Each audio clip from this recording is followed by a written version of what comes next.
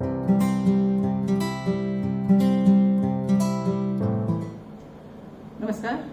मैं हूं श्वेता रंजन और बहुत दिनों से मैं सोच रही हूं आप लोगों से बात करूं।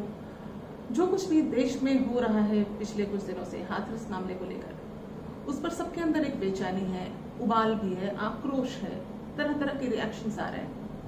लेकिन एक बात जो मुझे स्ट्राइक कर गई वो है कि उमा भारती ने कुछ दिनों पहले ट्वीट किए, 7-8 ट्वीट लगातार कर डाले। जब मीडिया को, राहुल गांधी को, प्रियंका गांधी को हाथरस पहुंचने से रोका गया, उस दौरान उनके जो ट्वीट आए उसमें एक ट्वीट में उन्होंने बात की कि जिस राम राज्य की कल्पना हम कर रहे थे वो शायद यह राम राज्य नहीं है, ऐसा उन्होंने कुछ लिखा। और ये राम राज्य जो वर्ड है जिसको स्थापित करने को लेकर भाजपा हमेशा से ही कोशिश करती रही है। मैं कहूंगी प्रयास करने के अलग अलग तरीके होते हैं, हो सकता है भाजपा के प्रयास ऐसे रहे हों, लेकिन इस शब्द का इस्तेमाल तो बहुत किया गया। अब ये समझने की जरूरत है कि राम राज्य आखिर है क्या। राम राज्य को आप राम भगवान से जोड़कर ना देखें, उस दृष्टि से ना देखें। गांधी जी ने राम राज्य के ऊपर बहुत बात की। राम राज्य का सही अर्थ तो ये निकलता है कि एक ऐसा प्रदेश जिसमें कि दैहिक, दैविक और भौतिक तीनों प्रकार के कष्ट ना हो। तो ये जो 3 प्रकार, दैहिक से आप समझते होंगे शारीरिक, भौतिक जो है वो रोटी, कपड़ा, मकान, रहने की सुविधाएं, दैविक ईश्वरीय जो है आपदाएं आती हैं, इस तरह के कष्ट ना हो। लेकिन ये जो हाथरस में हुआ निंदनीय है, मैं मानती हूं। इस पर मैंने एक रिपोर्ट भी पेश की थी। रिपोर्ट के माध्यम से मैंने ये कहा भी कि योगी सरकार को जो करना चाहिए था वो नहीं किया। जी हाँ, सरकार से गलती क्या हो गई है इस पर मैं आपसे बात करना चाहती हूँ। योगी सरकार को जितना जल्दी रिएक्ट करना चाहिए था पूरे मसले पर, वो नहीं किया। और उनके तहत, उनके अंडर जो पूरा एक प्रशासन है, पुलिस डिपार्टमेंट है, उन्होंने जो किया, रातों रात जो लाश को जलाने का वीडियो वायरल हुआ, वो निंदनीय है। बहुत ही ज्यादा उसकी आलोचना की गई, किसी ने उसकी सराहना नहीं की, कोई कर भी नहीं सकता। लेकिन ये एक बहुत ही बड़ी गलती थी, अफरा तफरी में लाश को फूंक देना। लेकिन उसके बाद जो हो रहा है,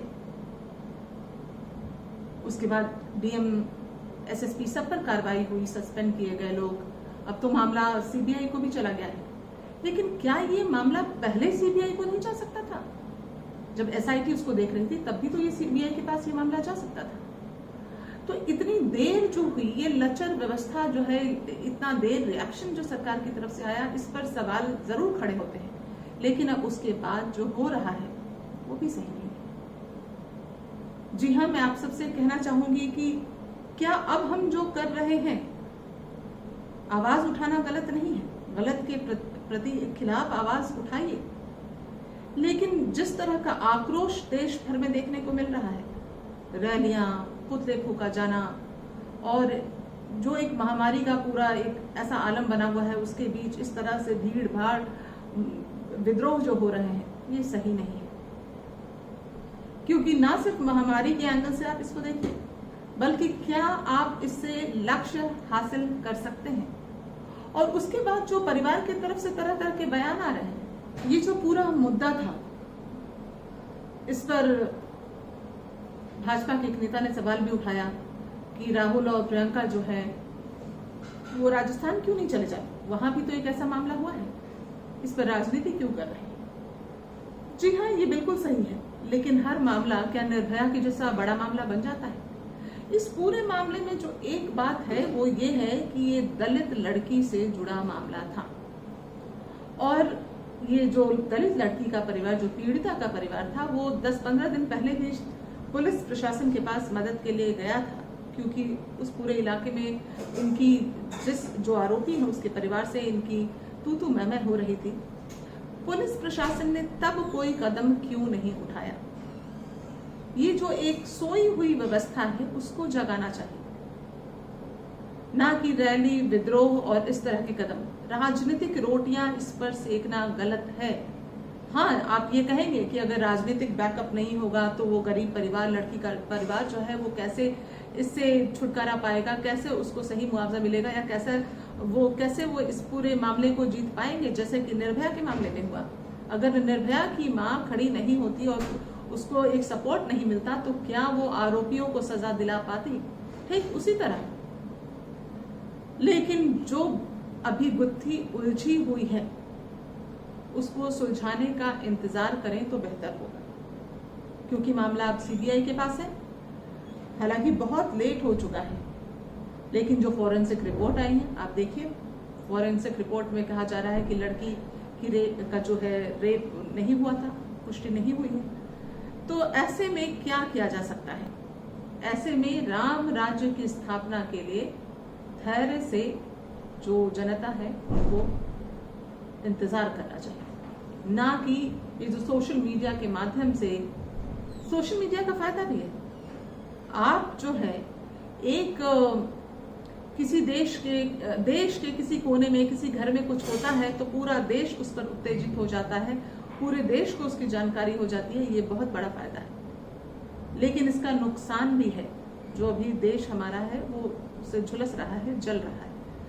तो मैं आप सभी से यही निवेदन करूंगी कि शांति बनाएं और पूरे मामले को अभी सीबीआई के पास गया है उनको हैंडल करने दें। और जो पार्टियां, आज सपा बसपा ने भी इस पर एक्शन लिया है, लेकिन फिर भी शालीनता से, कांग्रेस ने जो किया है उसमें शालीनता की थोड़ी कमी दिख रही है। तो बेहतर यही होगा कि मामले को सुलझने का हम इंतजार करें। और योगी सरकार ने अब जो कहा है, एक फैसला लिया है कि आरोपी अगर साबित हो जाते हैं कि उन्होंने ये क्राइम किया है तो उनको कड़ी से कड़ी सजा दी जाएगी, जो एक एग्जाम्पल होगा, एक नजीर होगा। तो देखते हैं क्या फैसला निकलता है। आप हमारे साथ यूं ही बने रहा कीजिए, हमें अच्छा लगता है। नमस्कार। हमसे जुड़े रहने के लिए सब्सक्राइब करें यूट्यूब पर, फॉलो करें ट्विटर और इंस्टाग्राम पर, लाइक करें फेसबुक पर और ज़्यादा जानकारी के लिए नेशनल खबर की वेबसाइट पर जाएं। आपको टाइप करना होगा सिर्फ नेशनल खबर।